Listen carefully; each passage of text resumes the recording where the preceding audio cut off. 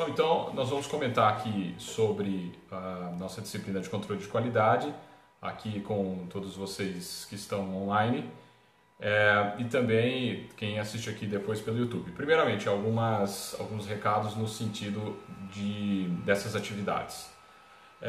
Nós vamos fazer o fechamento das notas, acredito que os outros professores também comentaram com vocês, e eu vou trabalhar com vocês da seguinte maneira, eu até coloquei lá no grupo,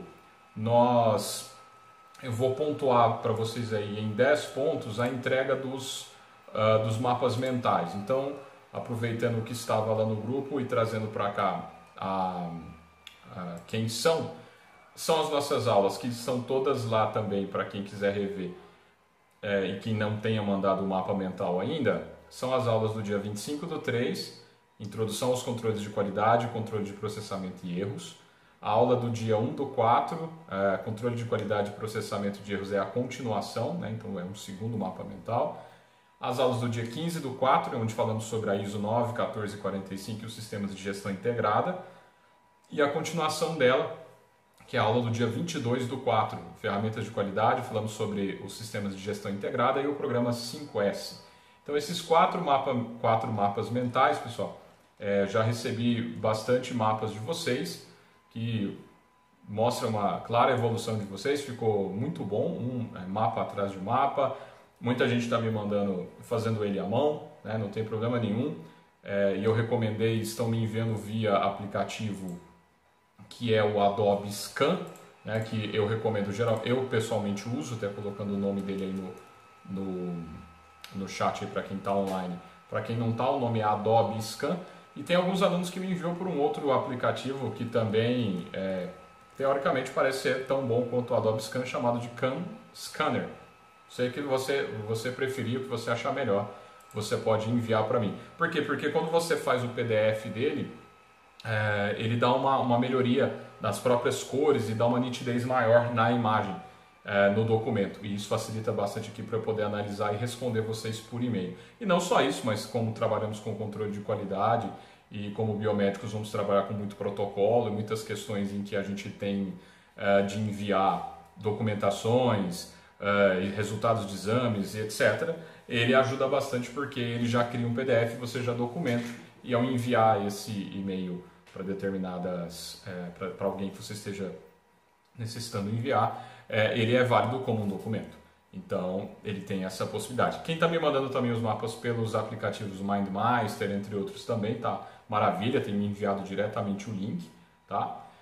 Tranquilo. Alguns que me enviaram em Word, PowerPoint, beleza, a gente vai evoluindo aqui até a gente tá aí num padrão bacana. Mas tá excelente. Quem enviou o e-mail para mim, eu sempre devolvo com um recebido e depois vou responder um a um com as considerações sobre o mapa. Então os mapas, esses 4 mapas deverão ser entregues até o dia 8, valendo 10 pontos eles, juntamente com a participação de vocês aqui online. É claro que eu levo muito em consideração, né? Conversei com o Nelson, conversamos bastante sobre o assunto, alguns têm me enviado as justificativas de por que não está aqui online, e foi até uma solicitação que a própria coordenação fez também para que vocês pudessem estar aqui online, porque aqui a gente consegue dar um bate-papo, por exemplo, igual agora eu vou falar para vocês hoje do estudo dirigido. Então quem está vendo aqui depois pelo YouTube, faz o esforço de estar conosco online. Não sei ainda como é que vai ser, se semana que vem voltamos ou não, estamos ainda aguardando um parecer das autoridades técnicas aí, estaduais, federais e municipais para essa autorização, porque em teoria a faculdade colocou até o dia 30, né, ou seja, até amanhã, mas ainda a gente aguarda as questões de saúde pública e epidemiológicas para saber as liberações via decreto, etc. Mas é óbvio que de antemão vocês vão ficar sabendo quando a gente tiver essa informação, tá? Mas, enquanto isso, em teoria a gente voltaria na semana que vem. Se não, a gente continua aqui com um padrão que eu já estamos desenvolvendo juntos. E aí o estudo dirigido vai servir exatamente para essa questão, para a gente dar uma revisada, é o que eu vou fazer com vocês aqui agora, para que a gente fale um pouquinho sobre todas as matérias que tinham ficado ali, né, desde o início do nosso conteúdo. Tenho algumas perguntas que são enquanto ainda estávamos presenciais, outras já dos nossos mapas, mas vai ser um bom momento para vocês estudarem e relembrarem muita coisa e Se quiserem, podem responder através de mapa mental. Porém, como agora é uma pergunta que eu estou te fazendo e você vai responder, é interessante que você pode montar um mapa e escrever, ou pode fazer também melhor ainda. Pode pegar o mapa que você já criou e fazer exatamente aquilo que eu sempre recomendei com vocês como o processo de entendimento do mapa. Vai pegar o teu próprio mapa, lendo o seu próprio mapa, você redige se lembrando do que você estudou e leu. Isso é para isso que serve o mapa mental. Inclusive é o método que eu uso até em sala de aula mesmo. Vocês percebem que quando eu chego para nossas aulas presenciais, eu pego o conteúdo, coloco lá no quadro basicamente, só não desenho o mapa, mas são vários tópicos dos quais depois eu vou conversando com vocês, bastando olhar para aquele tópico que lá está, lembrar sobre para explicar para vocês. Como é que eu faço isso? Obviamente, eu li antes, estudei antes e tudo mais, e a hora que eu leio lá, basicamente os tópicos, eu consigo conversar com vocês. O que eu acho que é mais dinâmico e mais interessante também do ponto de vista de aula, porque o que é terrível é quando às vezes você vai expor através de um slide, por exemplo, às vezes numa palestra que você vai. O palestrante, ao invés de colocar os tópicos e conversar e explicar e demonstrar os conhecimentos, fica lendo o slide e aí não adianta nada. Então é mais fácil, você mesmo pode ler o slide. Então é por isso que o mapa mental ajuda bastante nesse sentido. Tá? Então você pode responder e montar com os mapas. E esse estudo dirigido tem o valor dos outros 10 pontos, que então mapas mais estudo dirigido fecharão os nossos 20 pontos, tá? A ser entregue até a próxima sexta-feira por e-mail para eu poder fazer as correções e lançar as notas para vocês. Eu vou falar agora do estudo dirigido, tá? Para vocês, vou fazer uma revisão uma a uma para a gente relembrar algumas questões para que vocês possam fazê-lo e me enviar, tá? Então eu vou colocá-lo aí agora novamente em tela para vocês acompanharem comigo, e se tiverem alguma dúvida no decorrer, manda via chat, tá? Eu ainda não manda via áudio ainda, só para a gente poder colocar, falar sobre o estudo como um todo, e no final eu abro para a gente falar via áudio, etc, e tirar as eventuais dúvidas. Mas só para você não esquecer na hora, à medida que eu estiver falando e surgiu aí uma dúvida, ou você anota aí, ou manda já aqui no chat, que no final a gente faz uma revisão usando o chat e também as questões aqui via áudio. Eu só vou verificar aqui que parece que alguém teve alguma dúvida aqui no grupo. A Ariana que entrou agora aqui, então você que teve a dúvida, tá certo aí? Tá me ouvindo bem? Pode responder via áudio ou pelo chat, que eu já ia te responder agora aqui no grupo. E ok. Bom, só antes da gente falar do estudo dirigido, a Ana já mandou uma dúvida, são só os 4 mapas, tá? Porque eu quero que vocês façam ele. Quem já entregou, maravilha. Quem já está até em dia com os mapas, é só estudo dirigido agora. Quem não, pode revisar, pode rever todas as questões certinho, sem problema nenhum, tá? Aí a Rafaela saiu, ela provavelmente fez o que eu acabei de dizer a vocês. Tem um lugar aí, é porque eu não estou pelo celular, eu estou pelo notebook, então eu não sei, para você tomar um cuidado na hora de acessar o chat e não fechar, e não sair da reunião sem querer. Caso saia, basta você clicar lá no link de novo, que é o mesmo link que você volta para cá. Beleza? Então vamos falar aí do estudo dirigido. Vou colocar ele aí para vocês agora em tela. Vamos lá, só um momentinho.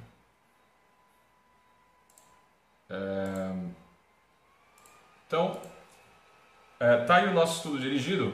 Então vou recordar com vocês questão por questão e depois no final eu tiro as eventuais dúvidas e depois libero vocês para fazer o estudo dirigido. Quem não está online e está vendo pelo YouTube depois, fique à vontade para vir ao grupo nosso do WhatsApp, e até peço prioridade para perguntar por lá, a não ser que vá me enviar uma imagem já de alguma coisa para ver se é por aí mesmo, etc.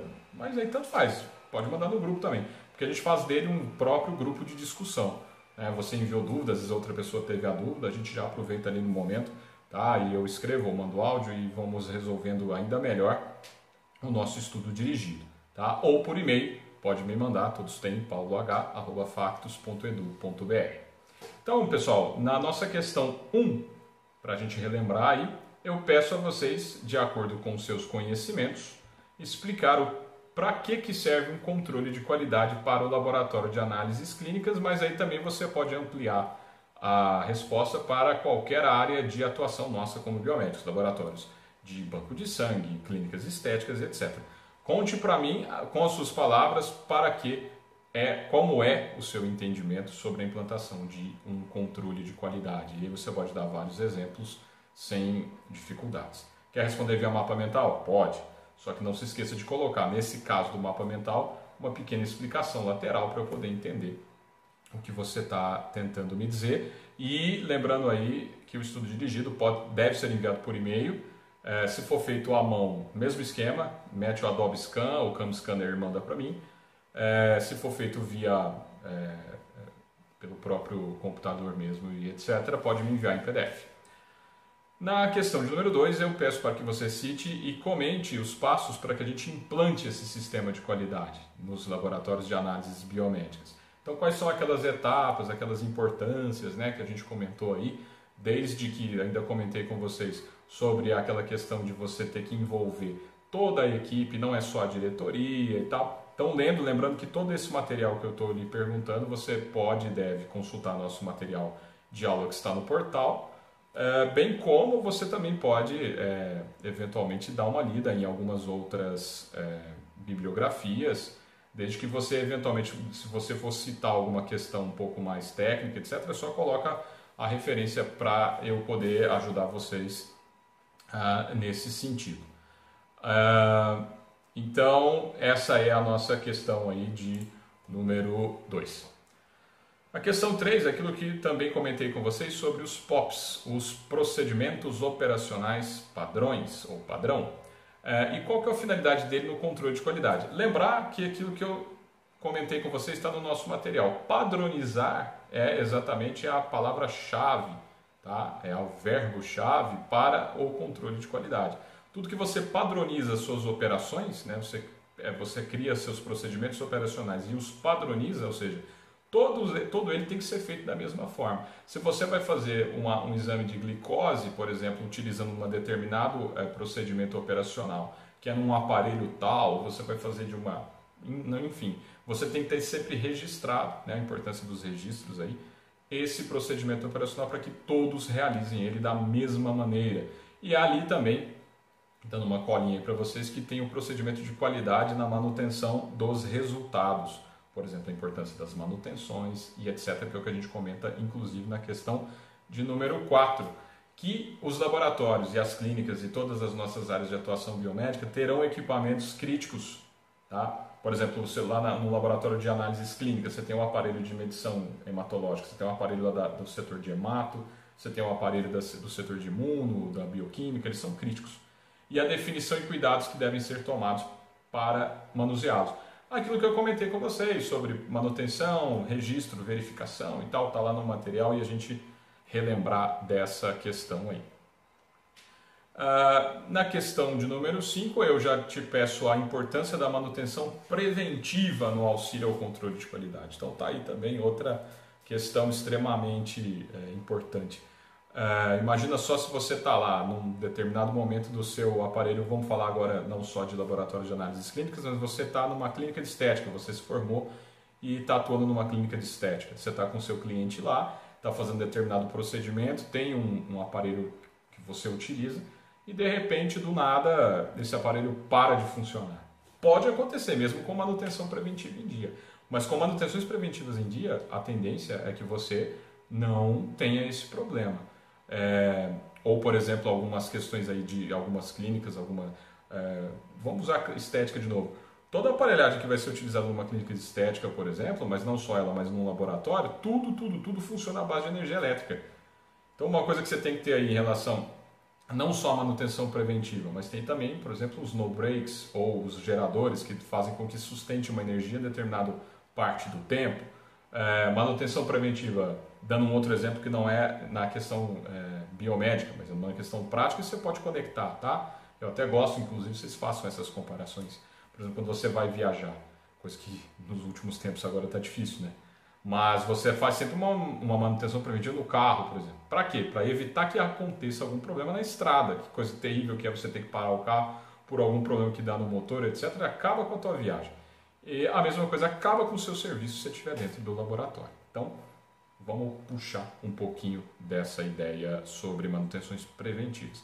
Lembrando sempre que eu peço aos estudos dirigidos que vocês façam eles de acordo com as suas palavras, com os seus entendimentos. Ah, professor, mas eu entendi. Então quem está online vai ter a oportunidade de tirar dúvidas agora, daqui a pouquinho, e você que está vendo pelo YouTube depois, vai me enviar um e-mail ou vai nos chamar lá via grupo para a gente tirar essas dúvidas, tá? O que é importante é que a gente tenha o conteúdo bem feito e bem alinhado com todos vocês.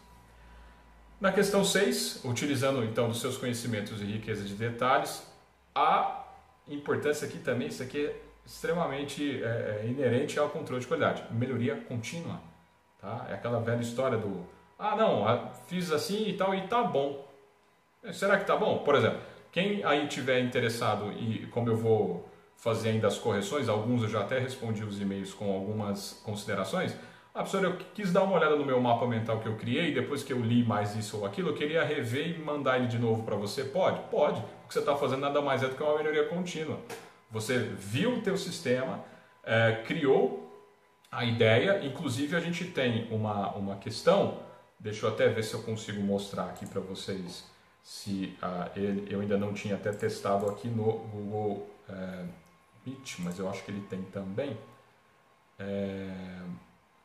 Eu não sei se ele tem aqui a possibilidade de eu mostrar, não. Eu queria mostrar para vocês, deixa eu ver se eu consigo pôr aqui um quadro, mas eu acho que dá para vocês entenderem aqui comigo rapidamente, depois eu volto a compartilhar o conteúdo aí. A ideia da melhoria contínua é até por um sisteminha, que eu não cheguei ainda a comentar com vocês, mas ainda vamos chegar lá, mas já vai auxiliar e vocês podem pesquisar na internet, vão encontrar muita coisa e muita bibliografia boa sobre o sistema chamado de PDCA. O processo de melhoria contínua faz parte dele pela seguinte forma. Existe uma frase japonesa que diz que é melhor você passar 3 anos projetando para 1 executando do que você passar 1 ano projetando e 3 executando, que é o que a maioria das vezes a gente vê aqui, né? Às vezes a pessoa não faz nada de projeto algum, vai lá e faz do jeito que dá e depois tem que vir remendando e readequando ou nem dá certo. Então a mesma coisa que fala o PDCA. O PDCA vem do P de plan, de planejar. Então sempre você planeja. Quero instalar um processo de controle de qualidade. Inclusive, a maioria das respostas do estudo de você pode se pautar e basear por essa análise. Você vai planejar sempre o teu processo de controle. Depois de planejar bem, você vai executar, né, que é o D, né, de do, né, ou seja, executar. E aí você executa e à medida que você vai executando, você tem sempre que, falei para vocês na nossa aula passada, quem não mede não gerencia, então você tem que gerenciar o que você está fazendo. Isso é a nossa parte de checagem, né? Ou seja, é o C de check. E ao checar e ver que você pode corrigir alguma coisa ou melhorar outra coisa, é o A de act, que é o de ação, né? Que é a ação corretiva ou esse processo. E a hora que você viu lá no A, que você precisa modificar alguma coisa ou melhorar outra, você vai fazer o quê? Para isso ser executado. Volta, vai planejar outra vez, vai executar, checar e ver se deu certo. Deu certo, mas pode melhorar ainda mais? Então, esse processo, essa seta, ela sempre dá origem à melhoria contínua. Tá? Então, se vocês derem uma boa lida a respeito disso ou entenderem essa questão que eu acabei de dizer para vocês, é ela que delimita ou mostra para nós como nós continuamente devemos agir. Ok? Então, e ela também é óbvio que ela é parte integrante da busca do que a gente chama de qualidade total, ou seja, aquela qualidade que quer sempre ser melhorada. Então é por aí que eu estou comentando com vocês que eu gostaria que vocês dissertassem a respeito. Okay? Na questão número 7, eu comento com vocês a importância da análise da água reagente. Né? Falei bastante lá em laboratórios de análises clínicas, mas não só clínicas como qualquer análise biomédica, sobre os tipos de águas que nós temos, né? Os vários tipos de águas que servem para a nossa análise de aparelhagem, etc. E essas análises são extremamente importantes porque, dependendo do tipo de água que você vai utilizar para fazer um determinado tipo de exame, não vai ser a mesma água que você usa para preparar um reagente para fazer um determinado análise laboratorial com a mesma água que você vai fazer uma cultura de células ou até mesmo uma reprodução assistida. Então, essa importância do controle de qualidade dessa água tem extrema importância tanto do ponto de vista microbiológico quanto físico-químico. Então, relembrem lá e comentem para mim as diferenças entre elas. A questão 8 é uma questão extremamente importante, eu até preparei aqui para vocês uma imagem para relembrá-los um pouco sobre. Para nós, dentro das nossas análises técnicas em biomedicina, nós temos 4 princípios extremamente importantes para que o seu resultado seja o mais preciso e o mais exato possível. Então eu peço para que vocês expliquem, de acordo com os conhecimentos de vocês, o que é um teste, um procedimento que contenha exatidão, e o que é o que contém inexatidão, o que contenha precisão e o que contenha imprecisão. Para a gente mais ou menos exemplificar e vocês relembrarem, eu vou mostrar aí para vocês agora. Deixa eu tirar esse e colocar essa imagem aqui para a gente lembrar. É um pouco em relação a essa questão aqui, ó. Só para a gente lembrar, vamos lá. Não tem problema se você não tiver enxergando. Deixa eu pôr em tela cheia aí. Como eu estou em tela cheia aqui, só me comentem aí via áudio. Estão conseguindo enxergar tranquilo aí?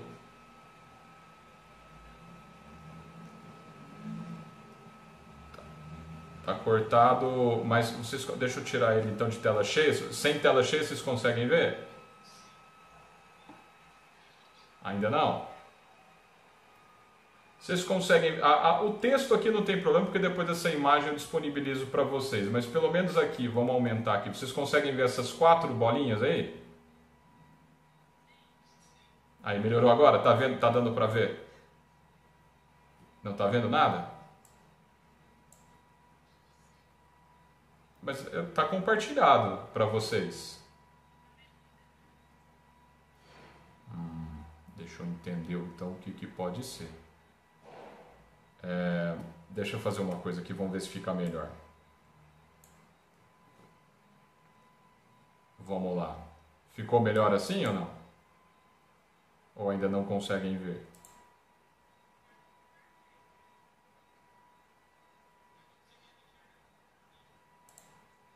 Dá pra ver? Vocês conseguem ver, ó. Eu vou tentar simular aqui para vocês. O meu mouse aqui, vocês conseguem ver? Ele andando aí? Beleza. Vocês conseguem ver que a primeira aqui, aqui na letra A, é um teste, é uma ideia de um teste.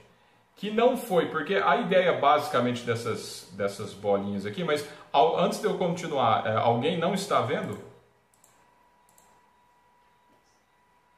O que aparece para você, Glenda? Tá vendo eu? Então deixa eu tentar parar e colocar novamente, só um momentinho. Vamos lá. Então eu parei para todos aí, vou pôr na apresentação novamente. Então, apresentar, ok, compartilhar. Vê se vocês veem agora. Viu? Glenda aí, ok? Não viu? Será que tem que... Provavelmente deve ter algum lugar que você tem que apertar. Tem que clicar em algum lugar aí.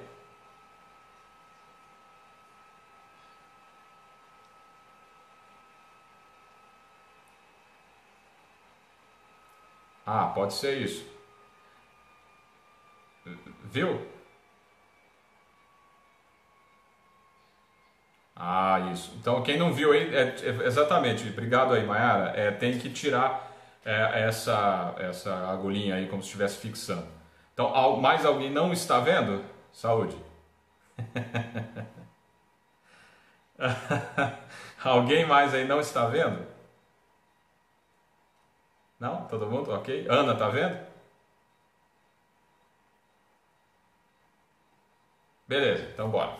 Então, ó, só para a gente relembrar aqui, e vi que também alguém perguntou aí da questão 7, Gabriela, já eu respondo também no final. Vamos lá. A ideia, pessoal, é o seguinte, para a gente lembrar lá sobre os exames, sobre os testes e tudo mais. Qual que é a intenção dessas bolinhas, aí, digamos assim, dessas miras, né? É sempre que você acerte o meio delas, né? No tiro ao alvo, por exemplo, que é onde está em amarelo aí para vocês. Então, o que acontece? Vejam que os nossos testes, lembrem que eu falei para vocês sobre os modelos de controle de qualidade, a gente até utiliza no laboratório a utilização dos padrões. Ou seja, o padrão nada mais é do que um determinado exame, uma determinada amostra, que você sabe o resultado dela. Se você sabe o resultado dela, quando você vai fazer uma amostragem dela, vai fazer um exame dela, uma glicose, vamos supor, o que tem que acontecer? Ou qualitativas como na imuno, positivo ou negativo, o que tem que acontecer? Tem que dar positivo ou negativo, o teu teste também, ou tem que dar lá uma glicose de, sei lá, 100 que você tem lá, tem que dar o mais próximo de 100 possível, tá? E você faz isso mais de uma vez, para poder aferir, né, e dar uma acurácia maior para o teu procedimento. Então aí a exemplificação vai acontecer quando? Dependendo dos seus resultados, eram para dar 100. Os resultados, além deles serem muito distantes de 100, entre os próprios resultados, eles também são distantes. Por exemplo, o resultado era para dar 100, aí está dando 107, 120, 80, 70, por exemplo. Ou seja, olha só, está muito distante do alvo, que era 100. E não só está distante do alvo, que era 100, de forma individual, bem como no conjunto dos resultados, eles estão longe um do outro. Então você está sendo impreciso, porque você não está conseguindo acertar o 100, que é o que você deveria. E os seus resultados entre si, eles estão dispersos, então você está sendo também inexato, certo? Na questão já B, você, por exemplo, você tem lá um resultado, um processo que você precisa acertar, né? Você tem que ter uma precisão, né, para poder acertar determinado resultado, mais uma vez. Então você consegue ter um resultado que é preciso, porque você agora está tendo resultados próximos um do outro, porém era para ir para o amarelo, então você não está sendo exato. Na questão C, você precisa ser, está mostrando aqui que ele está disperso, tá? Então só que o que está acontecendo? Você está sendo preciso? Não, porque ele está sendo disperso. Mas os resultados, eles estão se aproximando do centro. Então você está buscando e conseguindo exatidão. Agora, você só vai conseguir ambos quando você tiver os seus resultados entre si, próximos um do outro e próximos da exatidão, que era o 100, que é como mostra a figura de letra D, ok? Então, você poderá ter testes que não têm precisão e não têm exatidão, ou seja, eles estão dispersos e longe do seu alvo. Você tem testes que estarão próximos entre si, os resultados, por isso são precisos, mas eles estão longe do teu alvo, então ele não é exato, como está na figura B. Ou você vai ter testes que são dispersos entre si, por isso não são precisos, mas estão se aproximando do teu alvo, como mostra até na figura C, um dos seus resultados acertou até o alvo, então você está sendo mais exato, ou o ideal de tudo é você ter os seus resultados próximos entre si e próximos do seu alvo, aí é preciso e exato. Então precisão tem a ver com a dispersão desses resultados e exatidão tem a ver com a proximidade do alvo, que é onde você quer acertar, beleza? Se tiver alguma dúvida, vocês deixem aí no chat ou já no áudio vocês mandam. Quem está vendo depois pelo YouTube pode depois mandar no grupo ou por e-mail, ok? Então eu vou voltar para o nosso estudo dirigido, tá? E aí depois qualquer coisa eu tiro a dúvida de quem eventualmente não entendeu. Então voltando para o estudo, vamos lá, tá aqui. Beleza, e por fim, que é a somatória de tudo que falamos, a diferença entre um controle interno da qualidade, que é aquele que você precisa fazer para que os seus resultados, como é que você sabe se seus resultados estão sendo feitos de forma correta, como é que você sabe que os seus resultados estão alcançando a acurácia ou a exatidão e a precisão, como acabamos de falar, necessárias. Você pode comprar kits internos, que é o padrão, como eu falei para vocês, que você faz diariamente. E isso vai ser importante porque depois, posteriormente, eu vou explicar para vocês um pouco sobre as técnicas utilizando o gráfico de Levey-Jennings e as regras de Westgard. Isso vai ser muito importante relembrar a questão do controle interno de qualidade. Porque todas essas análises que a gente faz diariamente, elas são plotadas num gráfico e depois eu vou mostrar para vocês como isso é feito.